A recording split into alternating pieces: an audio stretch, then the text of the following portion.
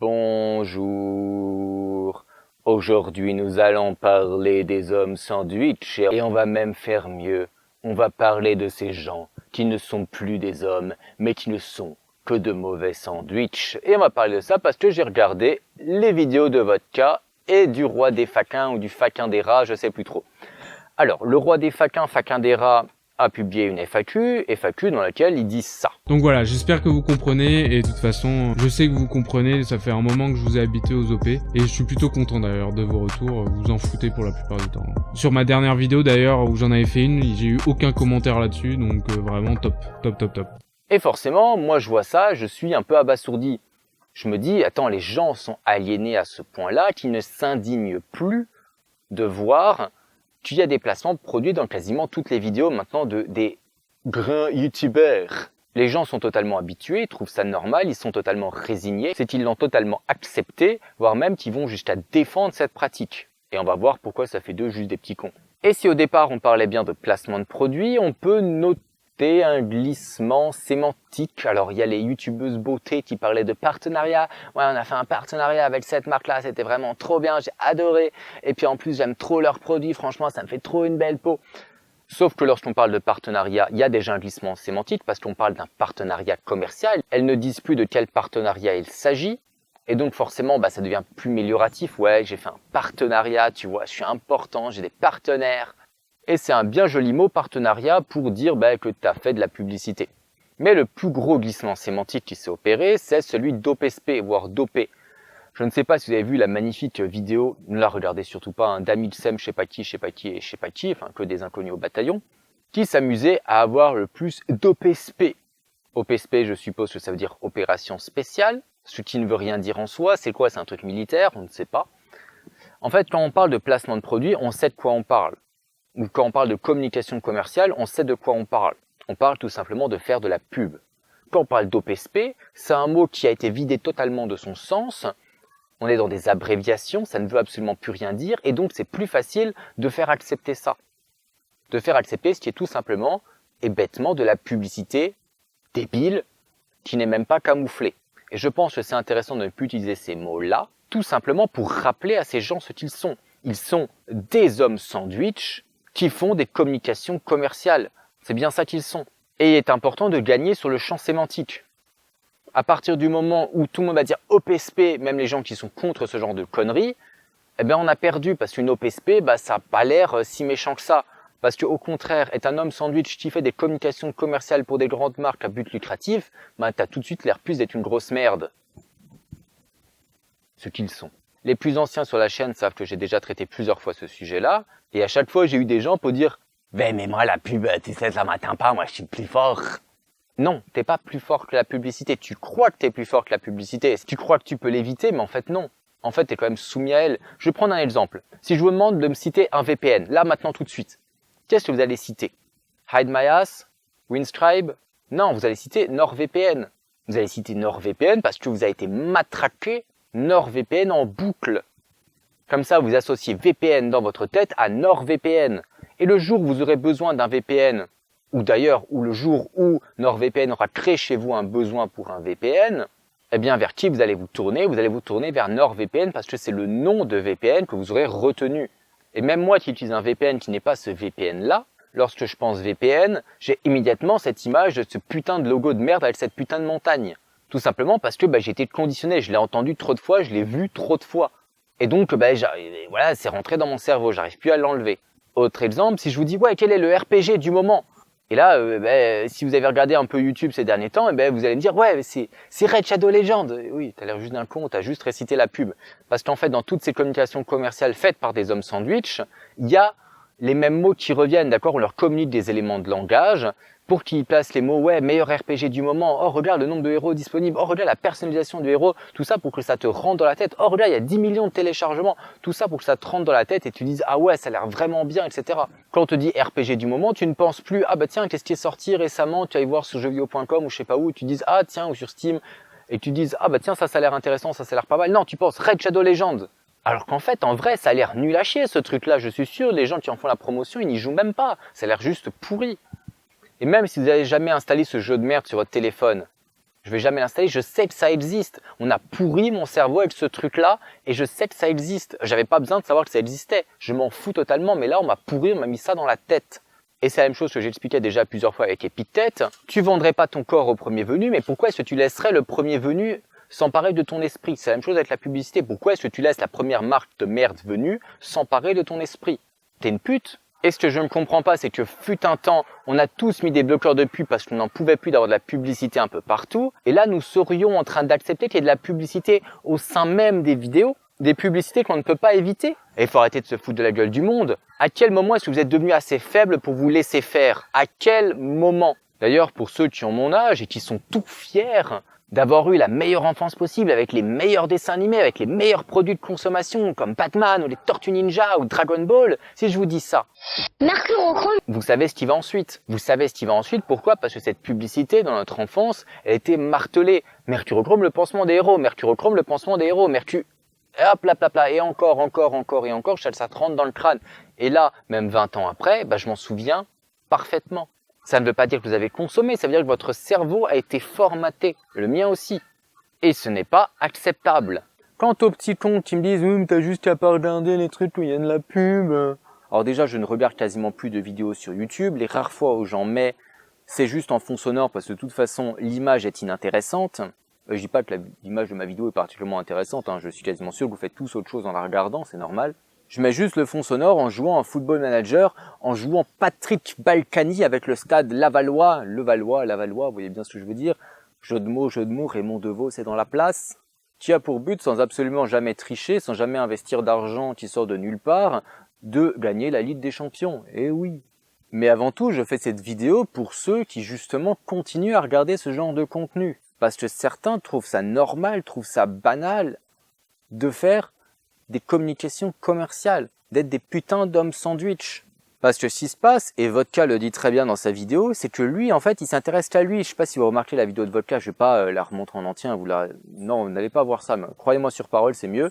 En tout cas, dans sa vidéo, il dit ça. Demain, une marque me contacte et dit « On adore Combat de Robots, on veut juste que tu parles de notre jeu, de notre film, un petit peu au début, un tout petit peu à la fin, et après, carte blanche. » Je ne vois pas le problème. Peut-être que chez vous, il y a un problème, mais dis-toi juste que c'est une manière pour nous de financer des projets, et même d'avoir de l'argent, faut pas s'en cacher, et c'est une manière pour moi de vivre. Mais tant mieux. Et pour vous, au final, ça change pas grand-chose, parce que cette pub, on va me dire « Bah si, ça aurait été mieux sans la pub. » Oui, entre guillemets, parce que le produit t'intéresse pas, il y a des gens à qui ça intéresse. Genre, il y a plein de gens, par exemple, pour Terminator, qui m'ont dit « Bah du coup, je vais aller voir le film, il était cool », ou qui m'ont même dit Oh le con, il envoie les gens voir Terminator et il est content, putain. L'aliéné par excellence. Il faut vraiment penser que les projets prennent du temps et coûtent de l'argent. Et encore une fois, je suis pas là pour dire « moi, les OP, c'est pour mes projets. » Non, les OP, écoute. En fait, il se place que de son point de vue à lui. Il se place jamais du point de vue du spectateur qui va être abruti, à qui il va vendre, en fait, le temps de cerveau humain disponible contre un privilège en nature ou un privilège financier. Lui, ce qui l'intéresse, c'est de mener la vie qu'il mène, d'être fortuné. Il s'en fout totalement de vous, il s'en fout totalement de vous aliéner. Et c'est la même chose pour tous les autres. Ils s'en foutent. Et si les gens sont prêts à payer des fortunes pour après être dans une de ces vidéos, c'est bien que les gens après consomment, c'est bien qu'après les gens achètent. Et les publicités comme ça sont de plus en plus ciblées. D'ailleurs, sois un peu honnête avec toi-même, tu n'as jamais rien acheté qui a été vendu, qui a été promu comme ça par un vidéaste. Mon but n'est pas là de dire qu'ils sont méchants, on est bien d'accord. Eux là, ils vivent le rêve de mauvais sandwich, c'est leur problème. Mon problème, c'est de bien de vous faire comprendre que si jamais vous les aidez à accéder à leur rêve de mauvais sandwich, vous êtes vous-même des merdes. Vous êtes tout simplement mauvais à tolérer ça, à tolérer cette manière de faire, à tolérer que votre temps de vie, votre temps de cerveau humain disponible lui serve à se payer une nouvelle voiture, lui serve à se payer une villa, lui serve à se payer des vacances. Vous n'avez pas mieux à faire de votre putain de vie que de payer des vacances à quelqu'un d'autre. Parce qu'en fait, ça, c'est pareil, le mec, il a fait une vidéo, je l'ai pas vu, où il mange un steak à, je sais pas, recouvert d'or à 1200 €, je sais pas quoi. Très bien, lui, il fait ça. Si ça l'éclate de manger un steak plein d'or, moi, je m'en bats les couilles. Par contre, ceux qui regardent ça, pour moi, c'est comme la blague, vous savez, la fameuse blague du papa un peu radin, qui dit à ses enfants, ouais, si vous êtes sage, je vous montrerai la photo de quelqu'un qui mange une glace. C'est exactement pareil. Vous regardez quelqu'un s'amuser, vous regardez quelqu'un s'amuser en vacances, vous regardez quelqu'un s'amuser avec vos amis, en fait vous vivez par procuration, vous donnez votre temps de cerveau humain disponible pour confier vos achats futurs, votre cerveau à des grandes marques pour que lui puisse vivre la belle vie. Parce que si jamais vous vous arrêtez de regarder, si vous décidez d'arrêter d'être médiocre et de voir cette merde, il va vite retourner à sa place. dans le néant. Ce que je fais là, Nietzsche en a parlé dans la généalogie de la morale, vous pouvez lire c'est sur Wikisooks, eh oui, c'est moi je propose des choses gratuites, des choses facilement accessibles, mais est-ce que vous les lisez? Je ne sais pas, sans doute pas. En tout cas, il dit ça. La conscience de la supériorité et de la distance, je le répète, le sentiment général, fondamental, durable et dominant d'une race supérieure et régnante en opposition avec une race inférieure, avec un bas-fond humain, voilà l'origine de l'antithèse entre bon et mauvais. Ce droit de maître en vertu de quoi on donne des noms va si loin que l'on peut considérer l'origine même du langage comme un acte d'autorité émanant de ceux qui dominent. Ils ont dit « ceci est telle et telle chose », ils ont attaché un objet et fait un tel vocable, et par là, ils se les sont, pour ainsi dire, appropriés. Mais ce qu'on a là, c'est l'ébauche de la morale de maître. C'est l'inverse de la morale d'esclave. Vous vous souvenez, les esclaves sont là en train de dire « Oh, le maître, il est méchant, alors que nous sommes bons. Il pourrait être bon comme nous, mais il ne le veut pas, donc il est méchant. » Tandis que le maître, c'est l'inverse. Le maître, il décide de ce qui est bon. Il dit « Oh, de toute façon, tous ceux qui sont pas assez bons, tous ceux qui n'arrivent pas à être comme moi, eh ben, ils sont juste mauvais. » C'est-à-dire que c'est lui qui décide des valeurs. C'est lui qui impose les valeurs. Et c'est donc ce que je viens de faire. Je viens de faire de la morale de maître. Donc je dis que si vous acceptez d'être aliéné, que si vous acceptez de regarder comme ça sans broncher des hommes sandwich, faire des communications commerciales pour des entreprises, en échange de services financiers ou en nature, bah vous êtes bête à manger du foin, vous êtes juste mauvais. Et je vais répondre aux arguments, bah il faut bien gagner sa vie, hein, tu sais, c'est difficile pour tout le monde. Alors il y a plusieurs moyens de gagner sa vie, on va dire, sur YouTube. Le premier, bah, c'est la publicité. Vous savez tous ce que je pense de la publicité, maintenant je pense que c'est de la merde. Pareil pour les placements de produits. Cependant, il y a un point que j'ai toujours pas abordé. C'est la question de l'indépendance éditoriale. Cette question se pose d'ailleurs pour toute la presse. Par exemple, Mediapart, ils sont sur abonnement et leur slogan c'est « Seuls nos lecteurs peuvent nous acheter ». Parce que c'est bien ça, si jamais toi tu veux t'en prendre à quelqu'un qui te fait de la pub pour toi, eh ben la personne ne va pas être contente. Elle va pas renouveler son contrat publicitaire avec toi, tu vas perdre de l'argent. Parce que par exemple, toi voilà, t'as fait une petite pub pour Raid Shadow Legends, t'as dit que c'était trop bien, et puis après tu décides de faire un vrai test de Raid Shadow Legends et tu dis bah en fait c'est tout pourri. Et qu'en fait t'avais un contrat de 3 vidéos pour bien marteler dans la tête aux pauvres usagers ce que c'est. Et donc je suis vraiment désolé d'avoir répété ce mot plusieurs fois. Voilà, vos pauvres cerveaux souffrent, mais le mien aussi, et puis ma bouche souffre de les prononcer. Bon, vous décidez de tester ce jeu de merde. Vous dites ce que c'est donc réellement, c'est-à-dire de la merde. Bah, l'éditeur, après, il va vous regarder, il va vous dire « Ah non, attends, ça va pas, on avait un contrat de 3 vidéos, voilà, t'en as sorti une, après tu dis que c'est de la merde, tu vas sortir les 2 autres après comme ça. Non, ça va pas, on annule le contrat et puis c'est bon, rends l'argent. » C'est-à-dire qu'en fait, en acceptant ce genre de placement de produit, les gens-là renoncent à leur indépendance éditoriale. Après, il y a les gens qui vendent des merdes. Alors là, clairement, moi, je trouve ça ridicule. C'est-à-dire que pourquoi est-ce que tu achèterais un t-shirt moche, un t-shirt qui forcément va être mal taillé, qui sera pas cintré, qui est fabriqué sans doute dans des pays du tiers-monde, qui va pas tenir au lavage? Pourquoi est-ce que tu achèterais ça? Tu vas pas baiser en portant ce t-shirt-là, on est d'accord. T'as beau le trouver rigolo, les filles qui vont te regarder dans la rue, elles vont juste trouver que tu fais pitié. Donc n'achetez pas ça, n'achetez pas de produits dérivés. Je dis ça, mais si par exemple vous avez des vidéastes qui font des bandes dessinées, et qui sont dessinateurs, et qui s'amusent à se dire, bon allez hop, je vais faire une bande dessinée, oui bien sûr, vous pouvez acheter une bande dessinée, parce que c'est issu d'un processus artistique. C'est pas juste un bête produit dérivé. C'est un artiste qui dit, ah regardez, j'ai fait ça. Et donc on peut espérer que c'est au moins une utilité artistique, que ça soit de la qualité, peut-être. Et faites le tri et n'achetez pas n'importe quoi. Hein. Cela dit, jusqu'alors, j'ai jamais lu un bon livre d'un vidéaste et j'ai jamais lu une bonne BD d'un vidéaste. Je dis ça, je ne dis rien. Après, je ne lis pas celle des rares vidéastes que je suis parce que je sais que je vais être déçu et que je vais devoir expliquer que c'est de la merde. Bon, je continue avec mon téléphone parce que j'ai plus de batterie dans ma caméra. Et avant de parler du financement participatif, oubliez immédiatement Utip, c'est-à-dire le principe de regarder des vidéos pour donner 5 centimes à un pecno. Ça ne sert à rien, votre temps et votre temps de cerveau humain disponible vaut mieux que 5 centimes pour un pecno. Ne vous dévalorisez pas, ne dévalorisez pas votre temps. Mais j'en ai déjà parlé également en vidéo. Sur le financement participatif, c'est peut-être la moins pire des solutions. Il y a 2 façons de faire du financement participatif. Soit vous le faites une fois pour un projet en particulier, soit vous le faites de manière périodique, on va dire, ou tous les mois ou à chaque nouvelle vidéo, vous allez toucher de l'argent de la part de vos fans, les fanatiques.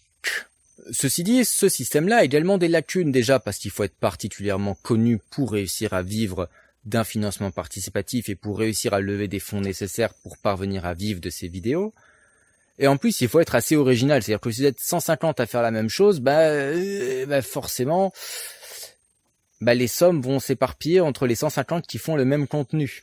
Et puis surtout, il n'y a pas de l'argent illimité pour les dons. Mais l'autre problème, c'est pour moi également un problème d'indépendance éditoriale, comme avec les marques.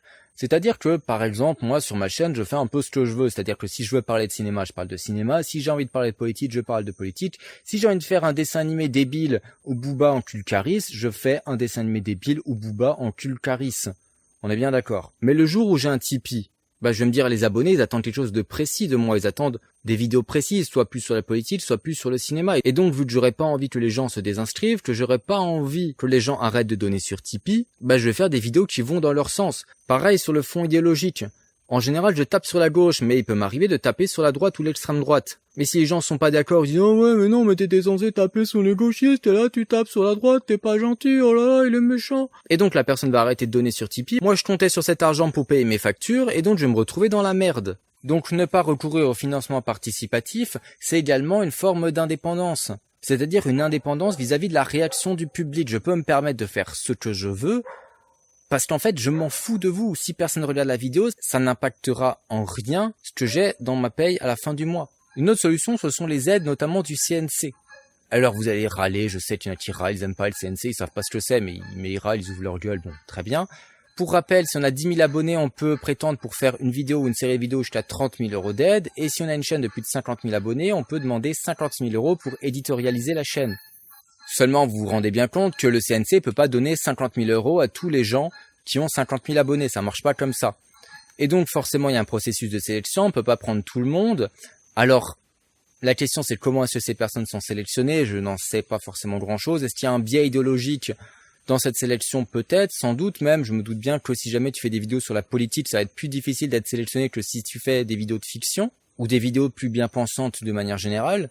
Mais surtout, au-delà de ça, il y a que 100 personnes, il me semble, la première année. J'ai pas eu la liste, j'ai pas trouvé la liste des 100 personnes qui ont été sélectionnées. 100 personnes qui ont pu bénéficier des aides. C'est pas grand monde comparé à tout le monde qui est sur YouTube. Donc c'est pas un modèle viable pour tout le monde. Et en plus, ce sont des modèles qui sont pas pérennes. C'est-à-dire que, ok, t'as 30 000 € pour faire ta vidéo ou ta série de vidéos. Ok, tu peux avoir 50 000 € pour éditorialiser ta chaîne, mais une fois que c'est fini, il y a plus rien. Et donc la dernière solution, c'est de travailler à côté. C'est ce que je fais, c'est ce que font la plupart des vidéastes. Et donc faire des vidéos pour eux est avant tout un loisir. Nous faisons des vidéos parce que ça nous fait plaisir de faire des vidéos. Pour moi, insulter des gens sur internet, c'est un loisir donc. Alors comme vous l'aurez remarqué, je n'ai pas nécessairement de solution miracle, j'en ai pas du tout.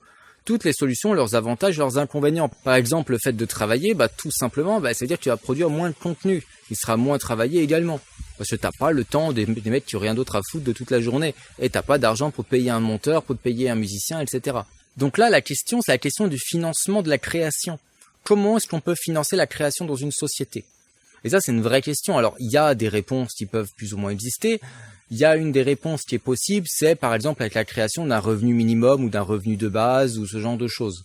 Mais vous comprenez bien que c'est une question politique, c'est une question de choix de société. En tout cas, une chose est sûre, c'est qu'avec le système actuel de la pub et des OPFP, des hommes sandwich, qui font des communications commerciales pour s'en foutre plein les fouilles et vendre ton temps de cerveau humain disponible, c'est juste le culte de l'abrutissement généralisé, c'est le culte de la médiocrité. Et très clairement, il va falloir en sortir. À moins que vous vouliez rester des merdes.